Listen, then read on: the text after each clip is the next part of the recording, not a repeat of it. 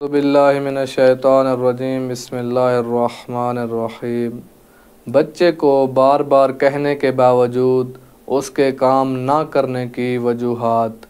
ایک سوال آیا ہے کہ میرا ایک 12 سالہ بیٹا اور ایک بیٹی ہے، کوئی بھی کام بیٹے سے بار بار کہہ کر تھک جاتی ہوں تو وہ انجام دیتا ہے، ایسا کیا کروں کہ وہ ایک ہی دفعہ کہنے پر کام کو انجام دے؟ یہ شکایت سب والدین کی طرف سے ہے کہ وہ بچوں کو کام کرنے کا کہتے ہیں لیکن وہ سنتے ہی نہیں، کرنا تو دور کی بات ہے۔ اس کی چند وجوہات ہو سکتی ہیں۔ پہلی، بچے سے کاموں کی بے جا توقعات اور والدین کو مشورہ۔ شاید ہماری توقعات بچوں سے ان کے کام کرنے کی طاقت سے زیادہ ہیں، یعنی بعض اوقات ایسا ہوتا ہے کہ ہم بچے پر کاموں کی برسات کر دیتے ہیں۔ ایک دن ایسا کریں، سکون سے بیٹھیں، کاپی پینسل اٹھائیں اور جو آپ نے بچے کو کام کہے ہوتے ہیں ان کی فہرست بنائیں۔ آپ خود مشاہدہ کریں گے کہ ایک لمبی لسٹ تیار ہو جائے گی۔ بعض اوقات ہمیں خود بھی کوئی اتنے کام کرنے کو کہے تو ہم بھی اس کی بات پر کان نہیں دھریں گے، لہذا بعض اوقات بار بار کاموں کا کہنا بچے کو باغی بنا دیتا ہے۔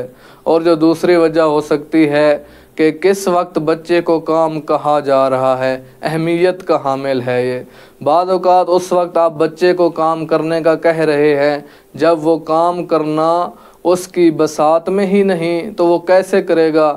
ممکن ہے ہمارا خیال ہو کہ ہمارا بیٹا یہ کام کرے گا لیکن ہم سراسر غلطی پر ہوتے ہیں۔ مثال کے طور پر اس وقت جب بچے کا کمرہ مکمل طور پر بکھرا ہوا ہے، جس کو مرتب کرنے کی ہمت حتیٰ والدہ کو بھی نہیں ہو رہی ہوتی، تو وہ بیچارہ بچہ کیسا کرے گا؟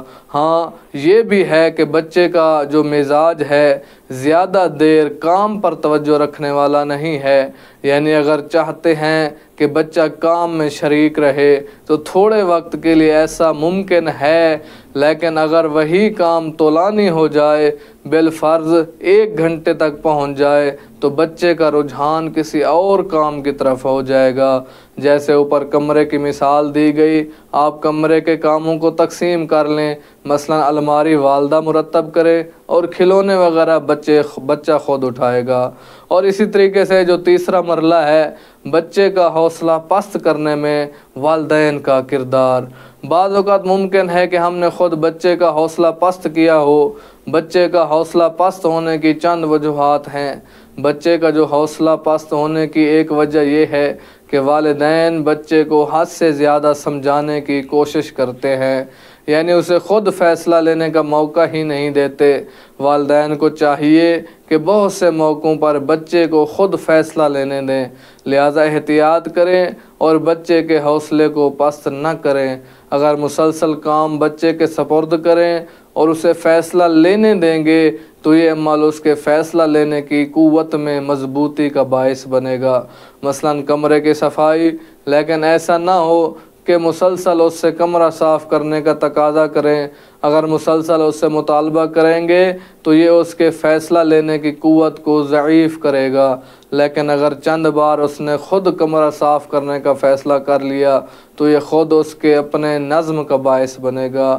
اور جو چوتھی وجہ ہے وہ یہ کہ والدین کے قول و فعل میں تضاد۔ یہ نکتہ ان والدین کے لیے ہے جن کی توقعات اور آرزوئیں اپنے بچوں سے زیادہ ہیں، یہاں تک کہ ہم بچے سے وہ خواہش کر رہے ہوتے ہیں جسے ہم خود بھی نہیں کرتے، لہذا بچوں سے صرف اس کام کی توقع رکھیں جسے آپ خود بھی انجام دیتے ہوں۔ اور جو 5واں نکتہ ہے وہ یہ ہے کہ بچے پر حکم نہ چلائیں۔ بچوں سے اپنے مطالبات کا اظہار حکم صادر کرنے کی صورت میں کبھی نہ کریں۔ یہ کرو، یہ نہ کرو، ایسے جملوں کا ادا کرنا صحیح نہیں ہے، بلکہ گزارش والے انداز میں، مثلا کیا آپ یہ کام کریں گے؟ پہلا نکتہ یہ ہے کہ درخواست کام کروانے والے انداز میں ہو، البتہ حکمی صورت میں نہ ہو۔ اور جو دوسرا نکتہ ہے وہ یہ ہے کہ ایک کام کے مکمل ہونے تک مسلسل درخواست کرتے رہیں، یعنی پہلی درخواست ہی ایسی ہو جیسے آپ 10ویں کر رہے ہوں۔ جب آپ نے بچے سے کوئی کام طلب کیا لیکن اس نے انجام نہیں دیا اور آپ نے اسے فوراً ڈانٹنا شروع کر دیا تو اس بچہ کبھی بھی اپنی اصلاح نہیں کرے گا۔